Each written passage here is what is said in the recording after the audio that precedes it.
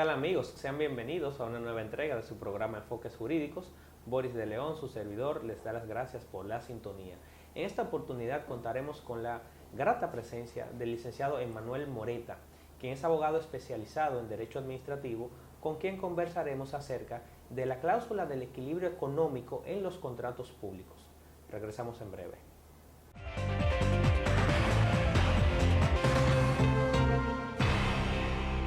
Bien amigos, estamos de regreso en su programa Enfoques Jurídicos. Bienvenido Emmanuel. Muchas gracias, Boris, por la invitación a tu programa tan visto. Agradezco realmente el gesto.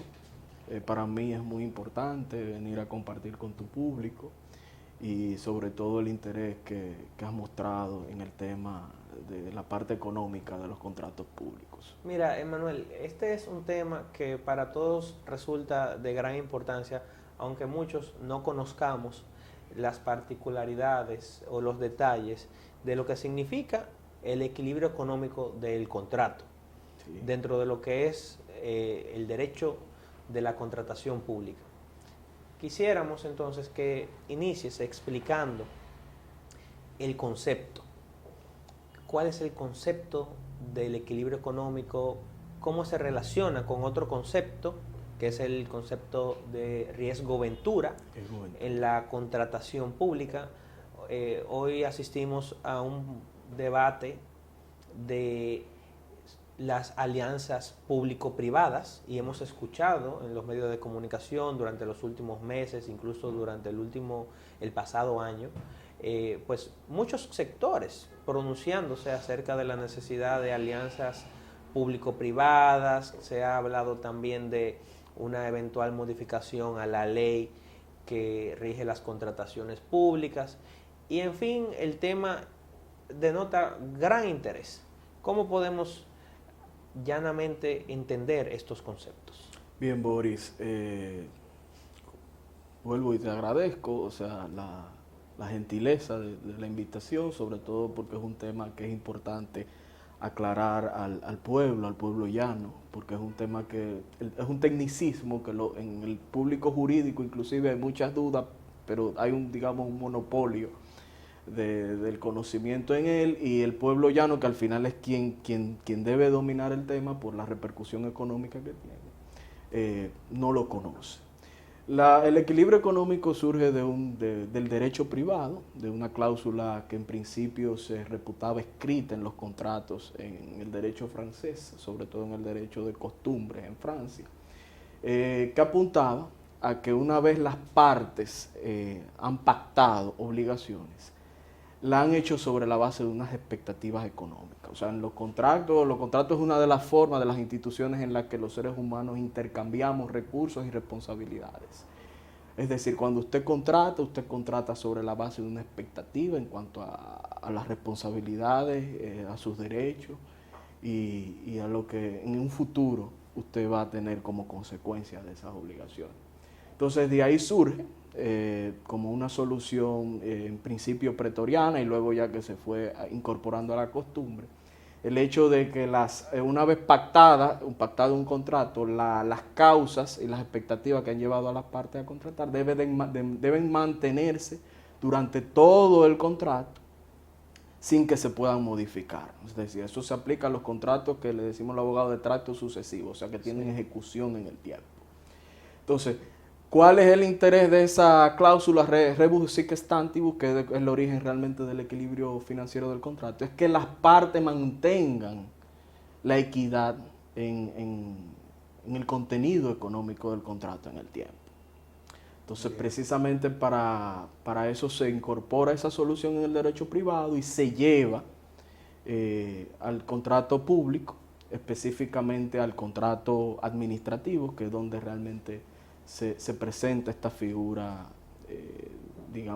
con relevancia. Hay contratos que no son de tipo administrativo, como son los contratos de obra, en los cuales también se ve la figura por causas excepcionales como fuerza mayor, en la que realmente lo que se busca es mantener la continuidad del contrato en vez de terminarlos. O sea que una de las partes que se pueda ver perjudicada por una modificación externa a los contratantes en las condiciones del contrato no tenga el incentivo económico de terminarlo. Exacto. Porque sería injusto para ambas partes y para la necesidad incluso externa que satisfacen, como es en el caso de los contratos públicos. O sea, los contratos públicos satisfacen interés general. Sería muy, digamos, doloroso para el interés general de que porque una expectativa económica de un contratante, en este caso de una concesión, un concesionario, no se vea satisfecha, el contrato se tenga que terminar. Y precisamente lo que viene a salvaguardar esa situación de la continuidad, asegurar la continuidad, es la cláusula de equilibrio financiero del contrato. ¿Cómo incide en este escenario entonces el principio de riesgo-ventura o el concepto? Bien, mira, en el tema específicamente de la contratación pública, la ecuación financiera del contrato es una excepción a la regla del principio de riesgo-ventura. Cuando usted decide contratar, usted conoce en el momento, puede medir los riesgos y las ganancias que usted va a tener con su contrato. Y sobre la presunción incluso del comportamiento económico racional de los seres humanos, los contratos se celebran sobre esa presunción. O sea que las partes han hecho el contrato bajo condiciones mejor posibles según sus intereses. Esos intereses pueden modificarse por la naturaleza, digamos, económica del negocio jurídico, en los cuales, que es independiente a las partes y es independiente incluso a lo que deben de soportar las partes que no son parte del contrato. Me explico.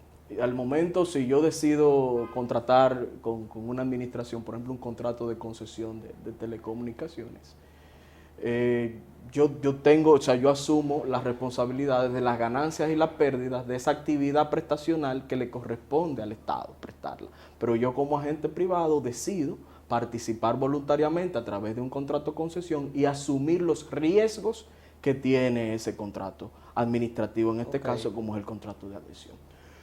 Si las expectativas de ganancia a futuro no se presentan como en el plan de mercadeo, el agente económico las había estimado, la administración no tiene el deber de soportar esas pérdidas por el riesgo, porque precisamente eso entra dentro del ámbito de lo que es riesgo-ventura, y de hecho tú al principio mencionabas el proyecto de ley de alianza público-privada, que precisamente busca ya arreglar con mejor precisión lo que es la distribución del riesgo en los contratos, que incluso más adelante pudiéramos hablar de eso.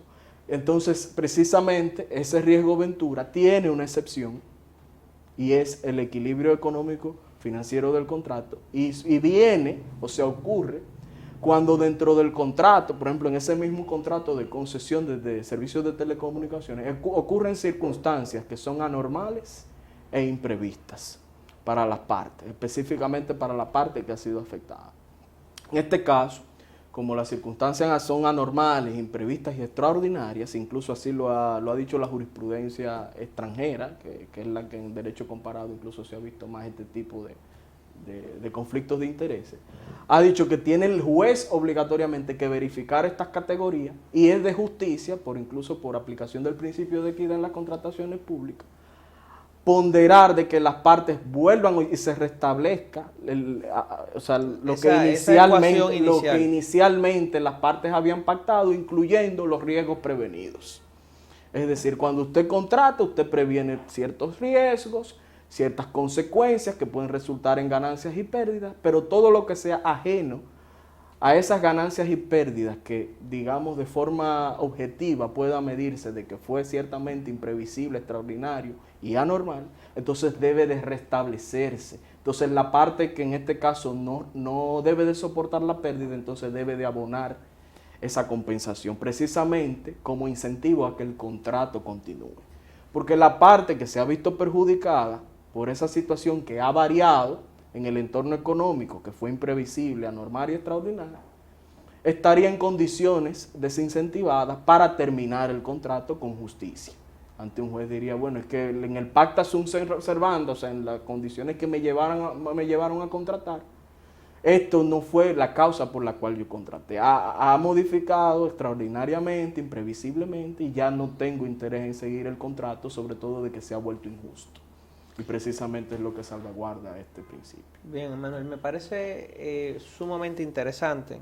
Creo que esto, sobre todo en el ámbito de la contratación pública, que es un tema que interesa a todos, porque todos somos contribuyentes para las arcas del Estado y deseamos que el Estado sea eficiente en la inversión de los recursos públicos.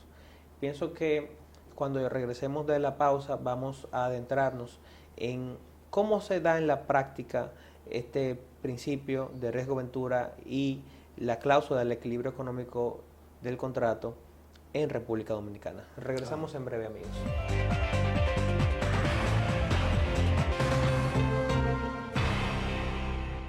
Bien, amigos, estamos de regreso en su programa Enfoques Jurídicos, compartiendo con el licenciado Emanuel Moreta, abogado especializado en Derecho Administrativo, con quien sostenemos una interesantísima conversación acerca de el equilibrio económico financiero de los contratos públicos. Emanuel, en el segmento anterior destacabas muy bien los conceptos de equilibrio económico y de riesgo-ventura. Pero me pregunto, estas modificaciones que conllevan, por ejemplo, la aplicación de la cláusula del equilibrio económico, pues básicamente lo que hacen es restaurar esa expectativa inicial económica que tenían los contratantes y en especial que tenía la parte afectada. Pero me pregunto, ¿esto se aplica en todos los contratos públicos?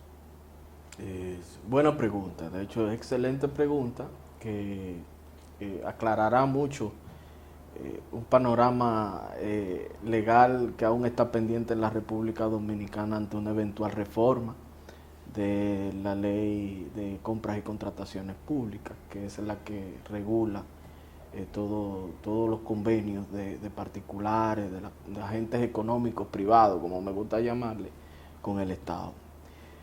Mira, realmente la utilidad del concepto de ecuación financiera del contrato, si vamos a la ley de compras y contrataciones, tú vas a ver en uno de sus artículos que mi interpretación es que es de forma enunciativa y ni siquiera no vinculante en todo lo que menciona. Hay un artículo, específicamente el 28, que te menciona todas las cláusulas que debe de tener un contrato. Y entre ellas te menciona una cláusula de equilibrio financiero del contrato. Pero ¿qué sucede? Como bien refería en el anterior bloque, el equilibrio financiero del contrato es una figura típica de los contratos administrativos. Es decir, no todo el contrato público es un contrato de tipo administrativo. O sea, en el contrato administrativo es aquel contrato en el que la administración pública que ha decidido contratar y está delegando el ejercicio de funciones administrativas o de una titularidad administrativa, o está tutelando con ese contrato una función que está vinculada a su competencia en tutelar el interés general. Entonces, precisamente ese tipo de contratos, que son los denominados contratos administrativos, deben de tener una regulación diferenciada de los otros tipos de contratos que existen en el sector público, que son los llamados contratos privados de la administración. Pongo un ejemplo, no es lo mismo comprar, adquirir un servicio de catering para el personal, los colaboradores de una institución pública, que tú realizar, por ejemplo, dentro de esa misma institución, realizar un contrato para conceder la realización de una obra y la administración de esa infraestructura que se realice con esa obra. O sea, tú en esa misma institución pública, tú contratas servicios de catering y por otro lado esa misma institución contrata un agente económico para que realice una obra y luego administre, por ejemplo, una carretera. No es el mismo tipo de contrato. O sea, entre la carretera tenemos un tema de que es un dominio público que se está administrando por un privado y las facultades, la regulación debe ser diferenciada. Precisamente el equilibrio económico del contrato es una figura que entra en este último tipo de contratos, o sea, en los contratos que son administrativos. Porque los contratos que son privados de la administración son contratos que son comerciales. O sea, las partes, si yo te estoy vendiendo un servicio de comida empresarial a tu institución, ya de por sí yo puedo medir las expectativas de ganancia que voy a tener en ese contrato.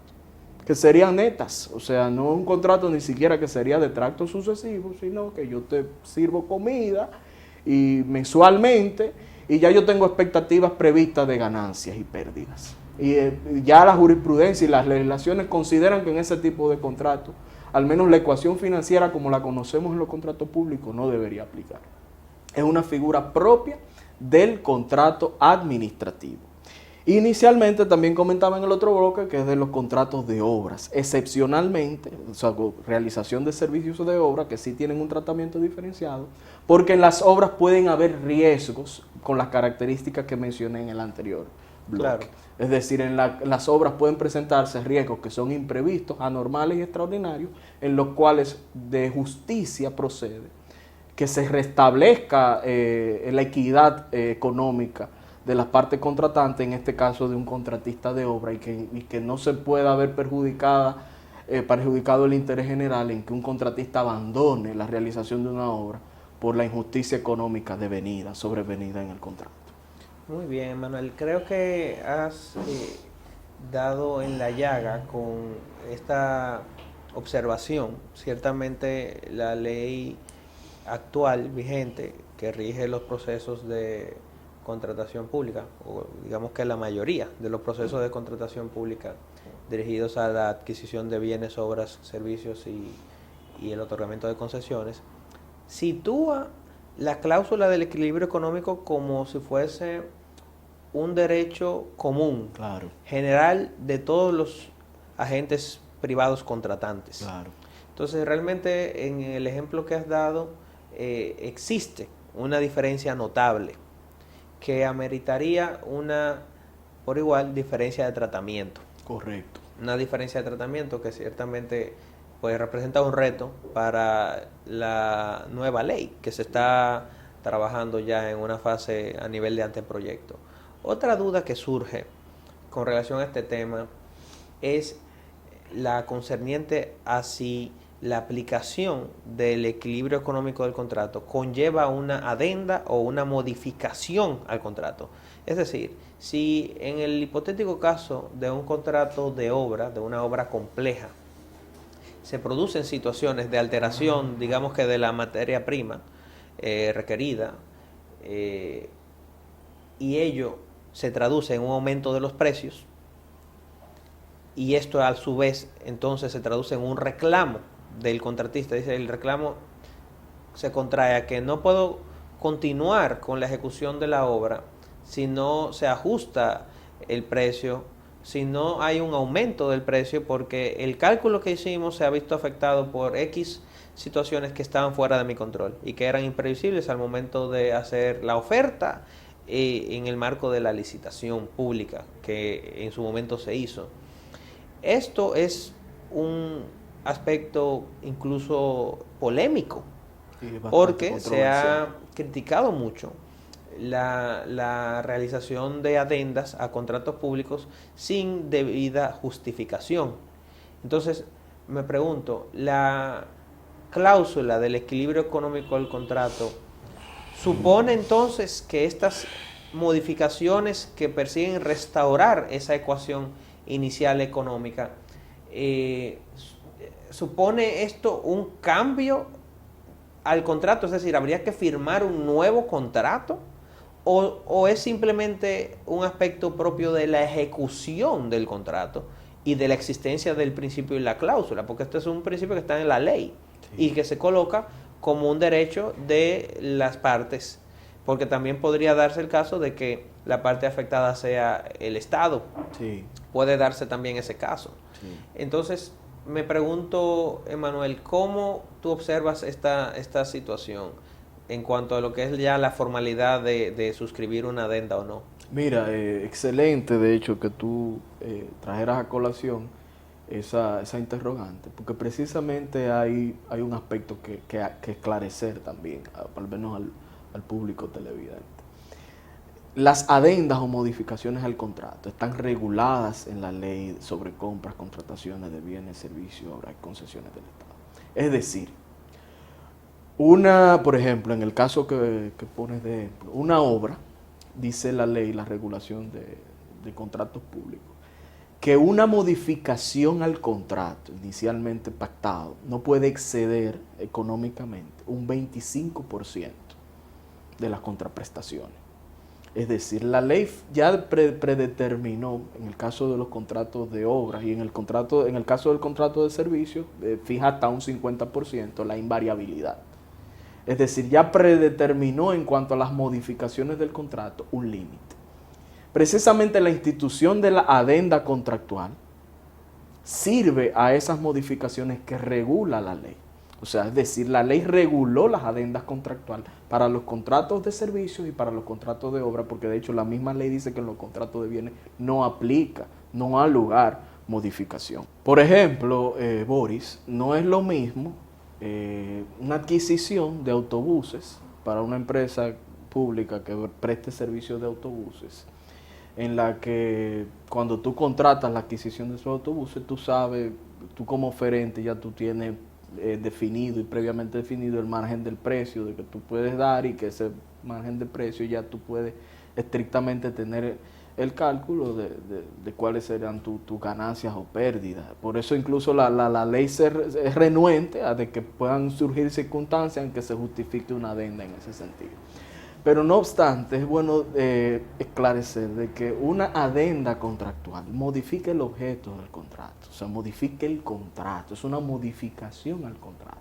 Algo distinto a lo que es la ecuación financiera del contrato, o sea, la aplicación de la ecuación financiera. Porque en la ecuación financiera, distinto a la adenda, no se modifican las obligaciones. Lo que se hace es que se ajusta por equidad las condiciones iniciales de la parte contractada. O sea, es decir, surgen circunstancias que modifican, como he dicho, he insistido categóricamente, esas circunstancias deben ser extraordinarias, anormales e imprevistas. Como tienen esas tres categorías, entonces deben de ajustarse, ninguna de las partes tienen el deber de soportarlo. No obstante, una parte podría salir perjudicada porque en este caso la institución pública no tendría un contratista ejecutando y el contratista tendría menoscabo de su interés económico. Entonces lo que se hace es que se restauran las condiciones iniciales de las partes en cuanto al tema económico. Funciona parecido, similar a lo que es la indexación. Exacto. Es decir, la indexación, el fin de la indexación es que el precio no se ve afectado por el fenómeno de la ilusión monetaria de la inflación, sino que se mantenga, conforme los precios que hay en el mercado de bienes y servicios, mantenga el poder adquisitivo. Y eso es básicamente lo que hace la ecuación financiera, lo cual puede exceder en una obra 25%, o puede exceder en un servicio más de un 50%. Y si vamos entonces a la interpretación literal de la ley, entonces habría un problema, incluso con órganos rectores que tienen que ver con el sistema de control interno de los pagos, de que pudieran interpretar de que una ecuación financiera del contrato en más de un 50% es una adenda y no procede, lo cual sería injusto. El tema es que, primero, vuelvo y repito, no está correctamente distinguido qué es contrato administrativo de lo que no es contrato administrativo.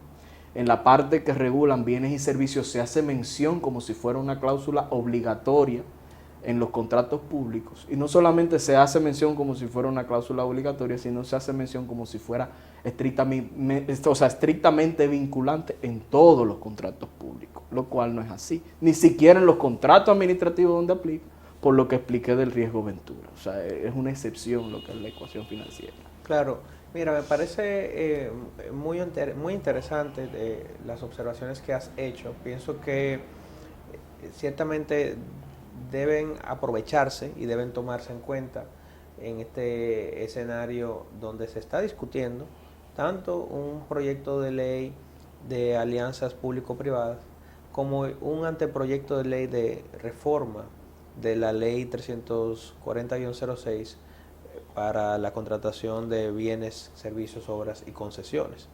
Perdón que te interrumpa, de hecho se menciona en el proyecto de ley de alianza público y privada, hay una regulación normativa, lo que es la distribución del riesgo entre lo público y lo privado, lo cual es muy importante y es bien acabada, incluso habla de la adjudicación al menor coste, al agente económico que pueda asumir el riesgo al menor coste.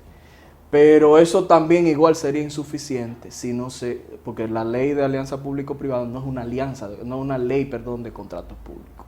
Entonces, para tú poder luego definir el alcance de la distribución de los riesgos y poder aplicar la ecuación financiera del contrato, no bastará de que la ley de alianza público-privada regule los riesgos.